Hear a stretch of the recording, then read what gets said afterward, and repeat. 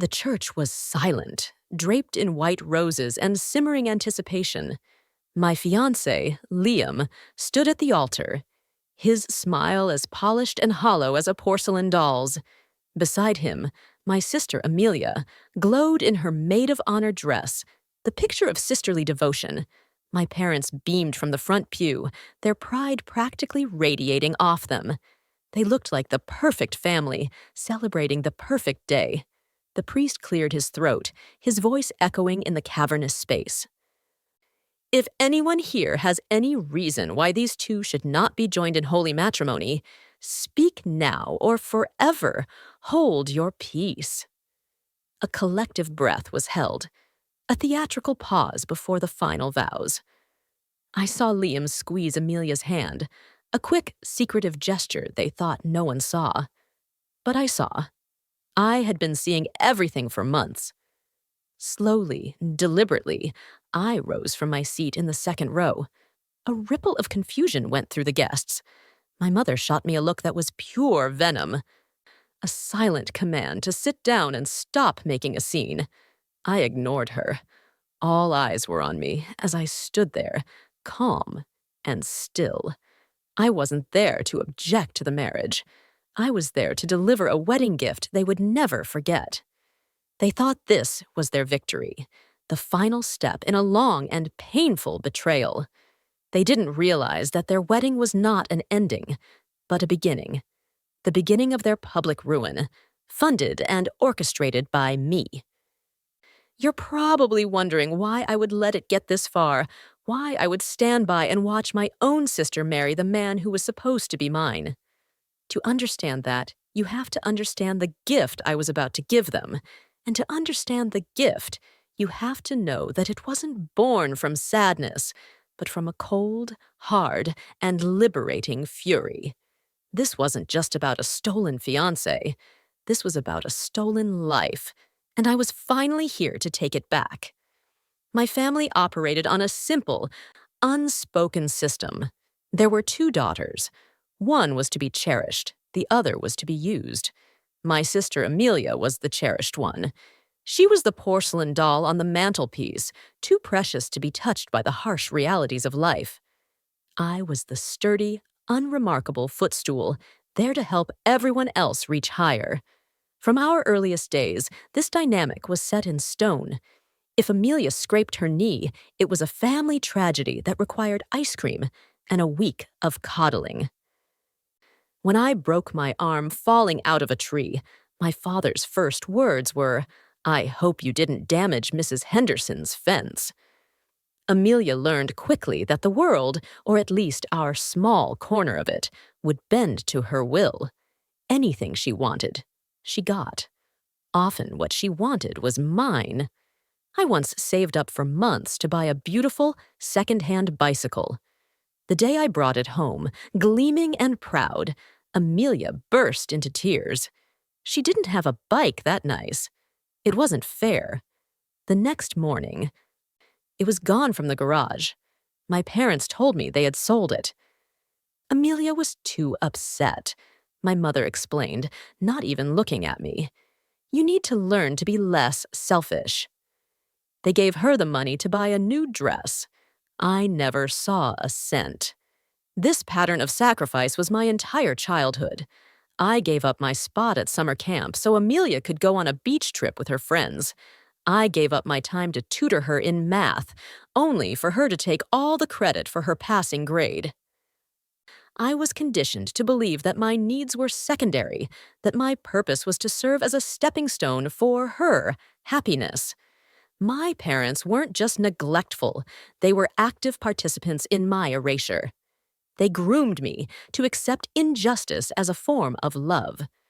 They taught me that my worth was measured only by what I could provide for others.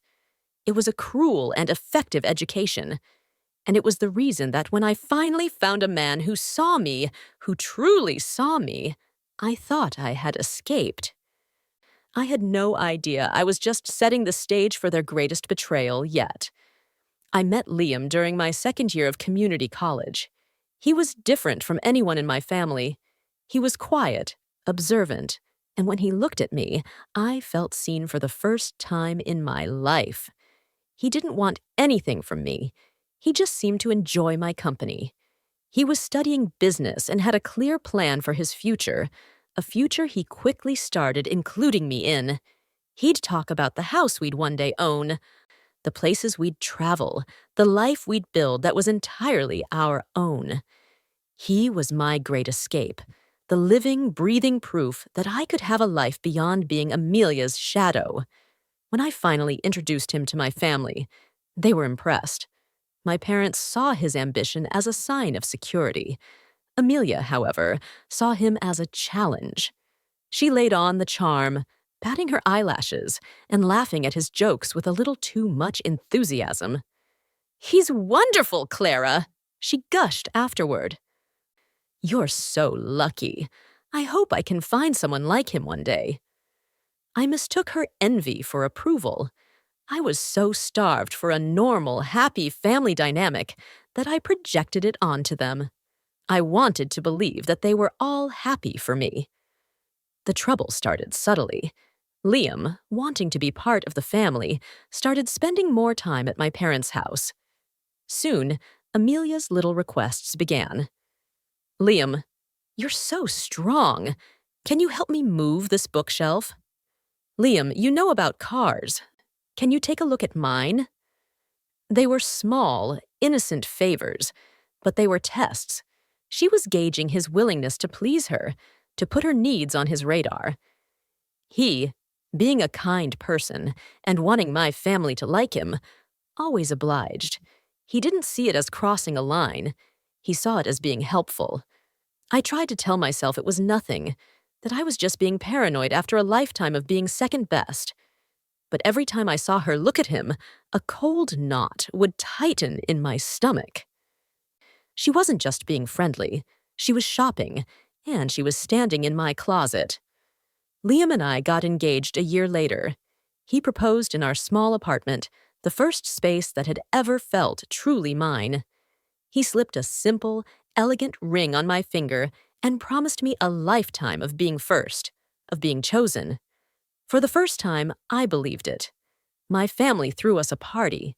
My father clapped Liam on the back. My mother dabbed at her dry eyes. And Amelia gave me a hug that lasted just a little too long. "I'm so happy for you," she'd whispered. Her voice was thick with an emotion I mistook for joy. She was a brilliant actress. I'll give her that. The truth came out on a Tuesday. It was mundane, domestic, and all the more brutal for it. Liam was in the shower, and his phone, which was connected to the Bluetooth speaker, buzzed on the kitchen counter. A notification banner lit up the screen. It was from Amelia. The preview was short, but it was enough. "Last night was incredible. Can't wait for the next time we can sneak away." My world didn't collapse in a storm of shouting and tears. It just stopped. The ticking of the clock on the wall became deafening. The water running in the bathroom sounded like it was miles away. I felt a strange and terrifying calm wash over me. With numb fingers, I picked up his phone. My hands weren't even shaking. I unlocked it. I'd known his passcode for years, and I read everything. It had been going on for 6 months, starting not long after our engagement. There were paragraphs of them mocking my naivety, my trust. They called me predictable and sweetly pathetic. In one exchange, they discussed the wedding itself. Liam had texted, "Are you sure we can go through with this?" Amelia's reply came back instantly. "Of course, we have to. After we're married and she's settled, it will be even easier for us. She's used to sharing." The coldness of it, the calculated cruelty, didn't make me want to cry. It forged something new inside me, something hard and sharp and patient. They had made their plans. Now I would make mine. I didn't confront them immediately. The rage I felt was a quiet, clarifying fire, and I needed to let it burn away all the weakness and hope I had left. The next evening, I called them into the living room of our apartment, Liam, and Amelia. I didn't invite my parents. This was not their show to run. I simply sat on the armchair across from them and said, "I know." Liam's face went white. He opened his mouth, but no sound came out. Amelia, however, was a professional. Her eyes instantly welled with tears, her lower lip trembling. It was a performance she had perfected over a lifetime of getting her way. "Clara, I am so sorry," she choked out, reaching for my hand. I pulled away. "It was a moment of weakness. It meant nothing. Please, don't let this ruin what you and Liam have." Liam finally found his voice, latching onto her script. "She's right, honey. It was a mistake. A stupid, meaningless mistake. It's you I love. It's you I want to marry." They were a tag team, bombarding me with practiced apologies and excuses. They said I had been distant, stressed about the wedding. They claimed they were both just feeling vulnerable. They tried to twist reality until the betrayal was somehow a shared fault, a problem we had all created. It was the same tactic they had used my whole life. Make the problem so confusing and emotionally messy that I would eventually just give in to keep the peace. But I wasn't that person anymore. The girl who would have accepted blame just to make things comfortable was gone. I let them exhaust themselves, their pleas and justifications echoing in the quiet room. I listened to every lie, every hollow promise. I watched them perform their sorrow, and I felt nothing but a profound, chilling emptiness. I knew then that a simple confrontation was not enough. Calling off the wedding would be letting them off easy. They would paint me as hysterical, unstable. No, they didn't deserve a quick ending. They deserved a grand finale. So I looked at them, my face a perfect mask of heartbroken forgiveness, and I nodded. "Okay," I whispered. "We'll get through this. The wedding is still on." The look of relief on their faces was disgusting. It was a smug, self-satisfied look that said, "See? She's just as weak as we thought." They believed my forgiveness was genuine because they couldn't conceive of me being anything other than a doormat. I played the part beautifully. I agreed to couples counseling with Liam, where I'd cry on cue and talk about rebuilding trust.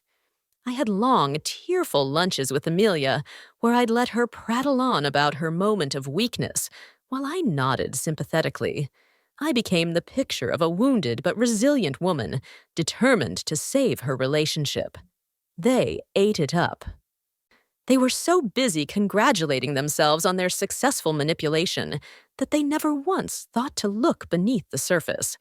What they didn't know was that my life had changed dramatically a year before I even met Liam. My great-aunt Carol, my mother's sister, who the family had written off as an eccentric spinster, had passed away. She and I were close, connected by a shared feeling of being outsiders in our own family. She saw their cruelty for what it was. And she had left everything to me, her house, her savings, her investments. It was a life-altering amount of money. I never told a soul. I quietly sold the house, hired a financial advisor, and continued my life exactly as before. I let them all believe I was the same struggling girl, working a part-time job to get by. That secret wealth was my freedom, my security. Now, it would become my arsenal. With the wedding back on, their ambition grew. They wanted a grander affair now, a public spectacle to prove to the world how they had overcome their challenges. An expensive venue, a couture dress, a guest list of over 200 people. Of course, their champagne tastes were not supported by their beer budget. Liam's finances were a mess, and my parents pleaded poverty. With a sigh that suggested great sacrifice, I stepped in. "Don't worry," I told Liam, my voice full of feigned love. "I'll handle it. I'll use my savings. Maybe take out a personal loan. It's an investment in our future." They were so blinded by greed, they didn't even question it. They happily let me sign every check, every contract. They didn't realize they weren't planning a wedding. They were building the stage for their own humiliation, and I was funding the entire production. As they basked in my supposed forgiveness, Liam and Amelia grew sloppy. They thought the danger had passed, that their secret was safe behind my wall of willful ignorance. They didn't know that our shared apartment was no longer a home, but a listening post. I bought a small, high-quality voice recorder and hid it in the living room. Each day, I'd come home from my fake low-paying job to my real work, listening to the unvarnished truth of their contempt for me. They weren't even careful. They would talk openly, laughing about my generosity and their good fortune. I captured hours of it. I have a recording of Amelia saying she's paying for the whole thing. It's almost too perfect. We'll have the wedding she paid for, and then we'll have the life we want. I have a recording of Liam reassuring her that after a year of marriage, they could come clean, and that I'd be too enmeshed and worn down to do anything about it. They discussed my personality, my insecurities, and my family history with the cold detachment of scientists studying a lab rat. Each word was a nail in their coffins. My wedding gift was a meticulously prepared multimedia presentation. I compiled the most damning audio clips into a 5-minute track. I created a slideshow to go with it. It started with screenshots of their texts, then transitioned to copies of every wedding-related invoice, each one next to a proof of payment from my personal secret bank account. The flowers, the catering, the venue, even the deposit on their honeymoon suite, all paid for by me. The final slide was the masterpiece. It was a side-by-side comparison of the glowing job reference my father had written for Liam, praising his impeccable character, next to an audio clip of Liam and Amelia mocking my father's gullibility. I put it all on a single USB drive, which I labeled Our Love Story. I hired my own sound technician for the ceremony, telling my family he was a surprise gift from me to ensure the music was perfect. He knew his real job. He knew that when the priest asked if anyone objected, that was his cue.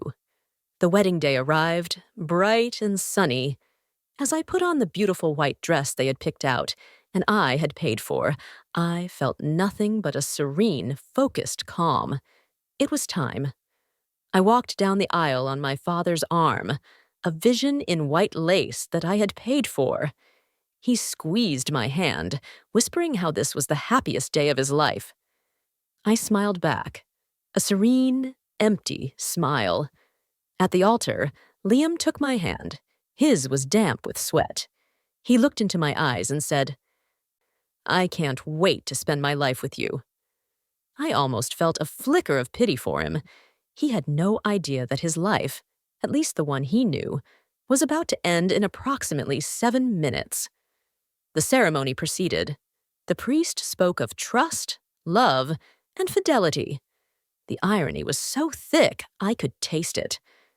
I stood there, a silent bride, nodding at the appropriate times, my eyes fixed on my technician at the back of the church. He was pretending to adjust a microphone stand, waiting for my signal. Finally, the priest uttered the magic words. "If anyone can show just cause why they may not be lawfully joined together, let them speak now or forever hold their peace." This was my cue. I turned to the priest and gave him a polite smile. "I'm sorry, Father, but there's been a slight change in the program."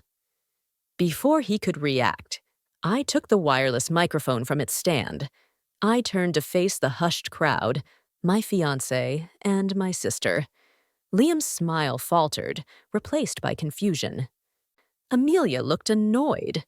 My mother was already frowning, sensing an unacceptable deviation from the plan. "I won't be objecting today," I announced, my voice calm and clear, amplified throughout the silent church. "In fact, I fully support this union.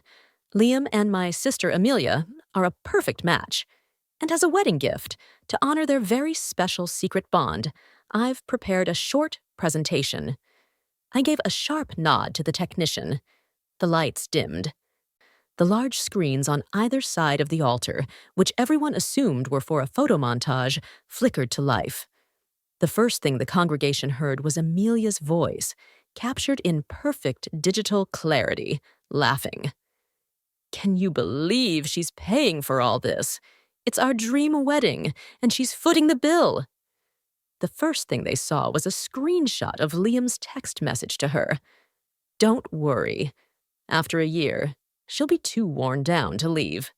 A wave of shock rippled through the pews. Liam froze, his face a contorted mask of horror. Amelia let out a small, strangled gasp, her eyes wide with disbelief. My parents stared, their faces turning from pride to pure, unadulterated fury. The show had begun. For 5 agonizing minutes, the truth played out for everyone to see and hear. Clip after clip, slide after slide. The congregation heard them planning a secret trip to Italy, while I was supposed to be on our honeymoon. They saw the receipts for the wedding, one after another, all paid from my account. My father turned a ghastly shade of gray when the audio played of Liam and Amelia, laughing about how he'd write Liam a glowing job reference for any job he wanted. No questions asked. The final slide, revealing Liam's fraudulent degree claim, caused an audible gasp. I saw Liam's boss, a stern-looking man in the 4th row, slowly shake his head with a look of utter disgust. The screens went black. The audio cut off. The silence that followed was heavier than any prayer. It was a thick, suffocating silence of shared humiliation. Liam stood like a statue, his face a mess of sweat and terror. Amelia was on the floor, not gracefully, but in a heap, her sobs ugly and real for once. My mother, her face a mask of pure venom, was the first to recover. She lunged towards the altar. "You ungrateful monster!" she spat, her voice shaking with rage. "You would ruin your own family, your own sister, just for attention?" I held the microphone and looked directly at her. "Family?" I asked, my voice dangerously quiet. "You wanted me to swallow this poison and call it love, just to protect her feelings and your reputation. You were never my mother. You were her warden, and I was just a convenient tool. Well, I quit." I turned to Amelia. "He's all yours now. You two deserve each other." Finally, I looked at Liam, who was staring at me with a mixture of hatred and disbelief. "A word of advice," I said into the mic. "You might want to update your resume. As for the cost of this party, don't worry. I paid for it all on my cards, and I've already spoken to my bank. Every charge is being disputed on grounds of fraud. The vendors will need to be paid, of course. They'll be sending the bills to you." I gently placed the microphone on the altar. Without a single look back, I picked up the train of my expensive white dress, turned my back on the wreckage, and walked down the aisle. The heavy oak doors of the church swung open before me, and I stepped out into the sunshine, alone, and finally free. I never saw the immediate aftermath, and I never needed to. I got in my car, which I had parked a block away, and drove for 6 hours until I reached the coast. I checked into a hotel, turned off my phone, and slept for the first time in months without the weight of their betrayal in my chest. The story, however, followed me. Friends I hadn't spoken to in years sent me links. The wedding takedown became a minor local legend, with shaky phone videos of the event circulating for weeks. The consequences for them were exactly as I had planned. Liam was fired on Monday morning. His boss, a man who valued integrity, was personally offended by the public deception. The lie about his degree made him unemployable in his field. Last I heard, he was facing lawsuits from 3 different vendors and was working as a cashier. Amelia's social life evaporated overnight. Her friends, horrified and embarrassed, cut her off completely. She was no longer the town princess, but the town pariah. They are still together, I believe. Two disgraced people clinging to the wreckage, which is a more fitting punishment than any prison. My parents were perhaps the most pathetic. Their entire world was built on their public image of having a perfect, successful family. I had not only shattered that image, I had ground the shards into dust. They tried to reach out, of course. First came the angry voicemails, then the tearful ones, and finally the letters begging for financial help. I changed my number and my address. They are ghosts to me now, haunting a life I no longer inhabit. It's been 2 years since that day. I live in a small house overlooking the ocean, 1,000 miles away from my old life. My online business is more successful than I ever imagined. I have traveled, I have made real friends, and I have learned to value my own peace above all else. The greatest revenge wasn't the 5 minutes of chaos in that church.